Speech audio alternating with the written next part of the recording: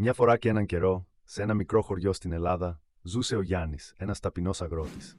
Κάθε μέρα εργαζόταν στα χωράφια του, αλλά είχε μια ιδιαίτερη ικανότητα. Μπορούσε να επικοινωνεί με τη φύση. Ένα πρωί, ενώ περπατούσε στο δάσος, ανακάλυψε μια μαγική σφαίρα που έλαμπε στον ήλιο. Όταν την άγγιξε, η σφαίρα τον πήρε σε διαφορετικούς κόσμους γεμάτους χρώματα και ήχους που δεν είχε ξανακούσει ποτέ. Στον πρώτο κόσμο συνάντησε τη Λέιλα, μια νεράιδα που φρόντιζε τα λουλούδια.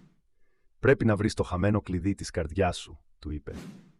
Χωρίς δεύτερη σκέψη, ξεκίνησαν μαζί για μια περιπέτεια γεμάτη προκλήσεις και εκπλήξεις. Καθώς ταξιδεύανε από κόσμο σε κόσμο, ο Γιάννης αντιλήφθηκε ότι οι δυσκολίες τους βοηθούσαν να κατανοήσουν καλύτερα τις επιθυμίες τους και τη σημασία της φιλίας. Στο τελευταίο μέρος της διαδρομής τους, βρέθηκαν μπροστά σε ένα τεράστιο δράκο που προστάτευε το κλειδί. Ο Γιάννης κατάφερε να χρησιμοποιήσει την καλοσύνη του για να πείσει τον δράκο ότι οι άνθρωποι μπορούν να είναι φίλοι με τα πλάσματα της φύσης.